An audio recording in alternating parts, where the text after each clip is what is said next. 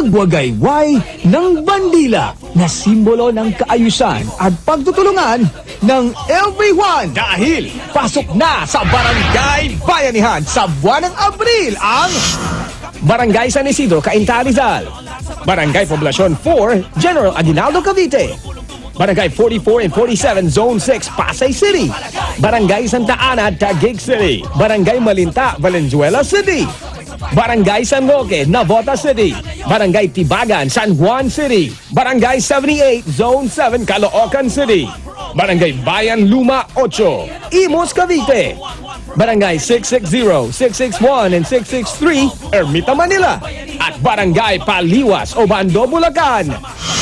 Abangan kung sino sa kanila ang panalo sa Barangay Bayanihan ngayong Sabado na sa One for All for One. Sa Bulaga, kaaway natin di mapalagay.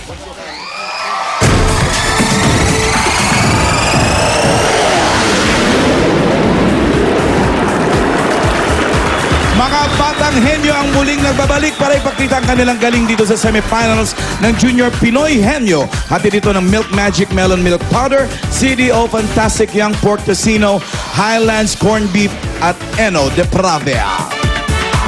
Para sa pares na magka-first honor sa finals, etong naghihintay sa inyo, 300,000 pesos!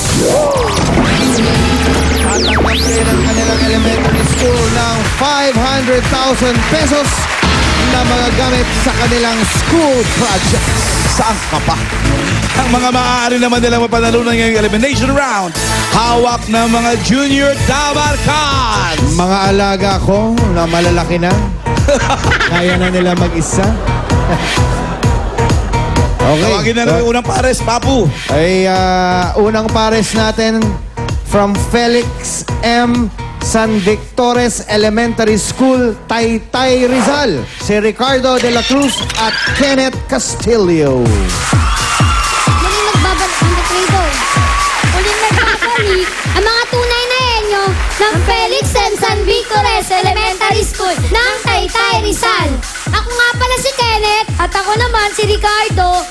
Go! Go! Felicians! Go! Go! Felicians! Bye! Okay, alina kayo. Felixan. At habang naglalakad si Jimmy papunta dito, hello sa Comelec 2nd District, Quezon City, Attorney Sheila Rojas Rafanan at sa staff niya. Iyon. Hello, ma'am. What's that? What's that? Jimmy Saint? Well, I prepared something, and this is very important to everybody Because? because it's vitamin C. Yeah, Very right. important, especially it's summertime. It's very important to all the members of the faculty. Orange. Thank you, Jimmy Saint. Muna Ano yun? tayo sa dalawang bata doon kung sino upo, si Ricardo ba Yun o lang. si Kenneth.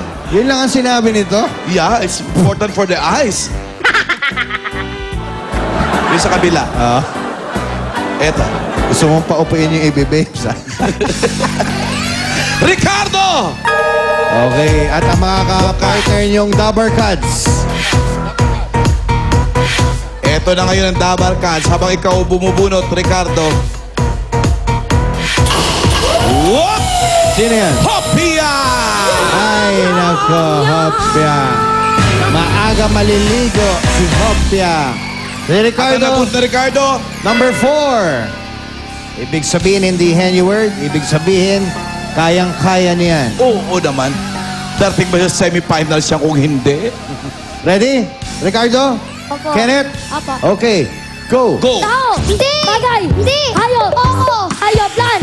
Hindi! Air! Hindi! Water! Oo! Stop! Oo! Hindi! Stop! Jellyfish! Busit! Hindi! Oo! Pwede! Pwede! Pwede! Pwede! Pwede! Pwede! Handing! Hindi! Octopus! Busit! Hindi! Pwede! Pwede! Pwede! Pwede! Pwede! Octopus! Pwede! Pwede! Pwede! Pwede! Pwede!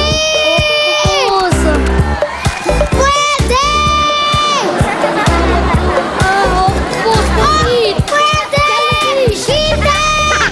Octopus! Ko, naiiyak na si Ricardo. Hindi!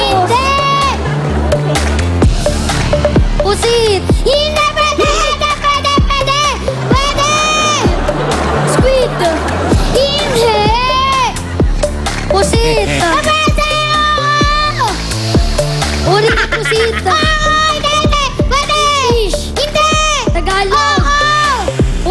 Pusit. Pwede! Pusit, Adobo. jellyfish, octopus. Hindi! Pwede! Octopus.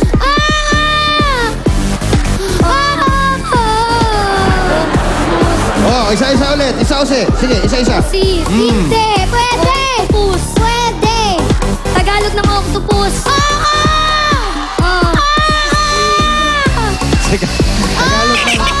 Tagalog ng octopus? Hindi ko alam. Hindi ko alam.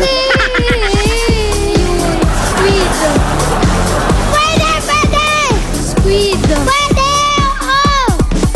Octopus. Kalaway. Hindi! Pwede! Pwede! Pwede! Kalaban ng octopus? Pwede! Pwede! Pwede! Pwede! Pwede. Pwede! Octopus. Pusit. Pwede! Pwede! Iiyak. Mukhang mas iiyak si Kenneth.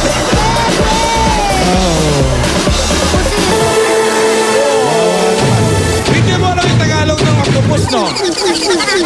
Ha? Pugita! Yan ang Tagalog ng octopus. Di na bale. Hindi mo na nga ba? Di na I had a bale. feeling eh. Meron kayong consolation prize na 5,000 pesos. Thank you! Klase Eto na. naman. Klase ng pusit. Adobong pusit. Rellenong pusit. Stuffed pusit. Ito naman ang pagkarababares natin from Paco Catholic School.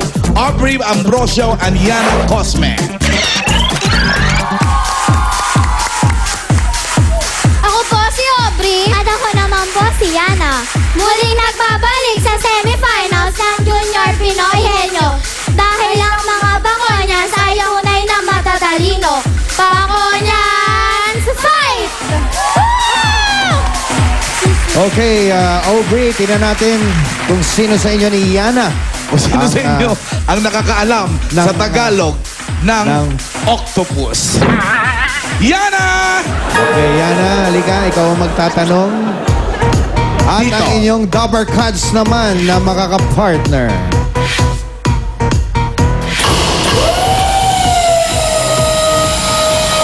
Molly! Happy birthday, Molly. 15,000 pesos. Ang binubunt ni Yana ay number 1. It's a Henyo word, Papu. Ay, nakong henyo word. Mahihirap pa ba dyan sa pusit? Ang Henyo word niya ay pinunta ni Franklin Mina ng Pangasinan.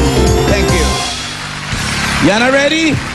Aubrey, ready? Alam nyo na gagawin 2 minutes? Oo, hindi pwede lang. Go! To! Hindi! Batay! Hindi! Oh! Land! Hindi! Air! Hindi! Water! Oh! Pinakain! Pwede! Dili ang shell! Kalimasag! Ang galing! Bakit hindi mo sinabing, pugita? Kumakain yun, Ganda ng time nila, oh. 9.53 seconds! Ito naman ang ating huling pares. Nagpupunyi na yung mga kasamahan. Huling pares natin from Baisa Elementary School, Caloocan, si George and CK Kiyobe. Kiyobe Bryant. Ako po si George. Ako naman po si CK. At kami po ay nagbabalik para sa semifinals ng Junior Pinoy Henyo. We are BES. BES. We are the best. Oh, nga halika yun naman. dito mga the best. Baisa Elementary School, BES, the best. Ano ba?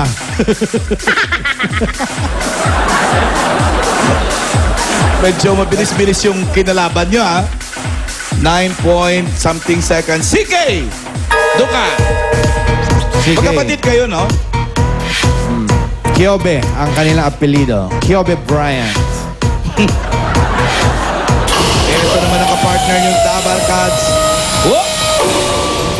Step, no. Step, yes. Ayan, 10,000 pesos. Oy, another henyo word, number 2. Kung saan pa yung Henyo word, doon mabilis na hulaan. Padala naman to ni Marieta Carpeso ng Santa Maria, Bulacan. Ay, sige, George. Kailangan below 10 seconds tayo, ha?